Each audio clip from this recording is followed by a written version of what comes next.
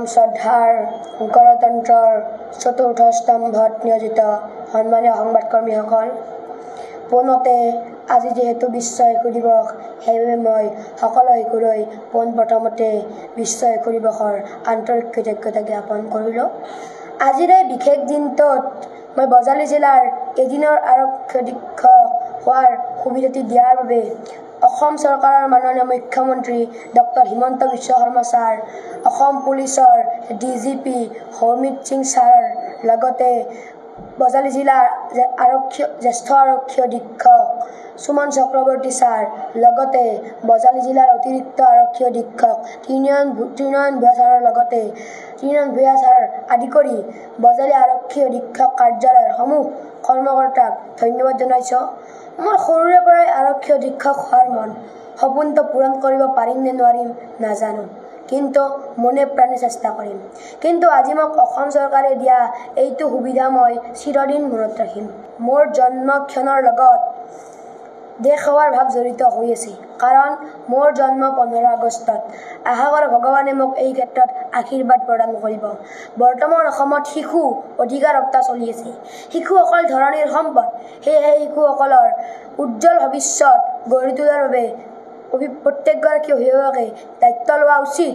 বিশেষকৈ বাল্য বিবাহ, শিশু শ্ৰমিক, শিশু সৰবৰাহ আদি ক্ষেত্ৰ ৰোধ কৰাৰ ক্ষেত্ৰত চৰকাৰৰ প্ৰশাসনৰ লগতে প্ৰত্যেকগৰাকী অভিভাৱকৰ কিছুমান দায়িত্ব থাকে। আশা কৰোঁ অনাগত দিনত যাতে ই সমূলি নোহোৱা হয়। তেখেতৰ নাম নিবিৰ নেচন বড়ো, আপোনালোকে গম পাইছে। তেখেত আমাৰ এদিনৰ বাবে আজি জ্যেষ্ঠ আৰক্ষী অধীক্ষক।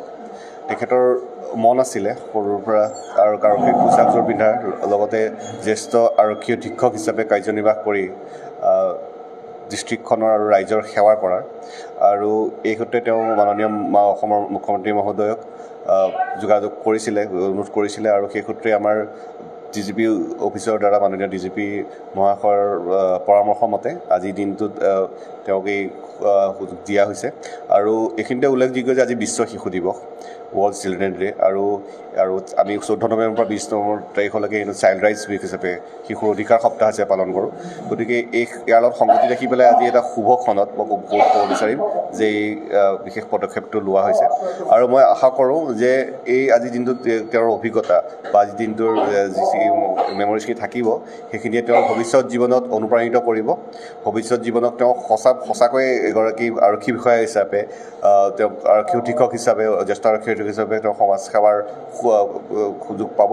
আৰু লগতে তেওঁৰ দৰে যি অন্য শিশুসমূহ আছে, সেই শিশুসমূহো যাতে আপোনালোকৰ জৰিয়তে যি ভিজুৱেলছ দেখা পাব বা এনেকুৱা হেৰি দেখা পাব, তাৰ দ্বাৰা হয়তো অনুপ্ৰাণিত হৈ পেলাই আৰু বহুত আৰক্ষী সেৱাৰ বাবে ওলাই আহিব, আৰু তাৰ দ্বাৰা আমাৰ সমাজক আৰু অসম মাতৃক সেৱাৰ বাবে ওলাই আহিব। নাই, তেনেকুৱা নহয়, যিহেতু তেখেতে স্পেচিয়েলি অনুৰোধ কৰিছিলে CM ছাৰক, আৰু তাৰপিছত DGP মহাশয়ৰ পৰামৰ্শ মতে আমাৰ ইয়াতে কৰা হৈছে।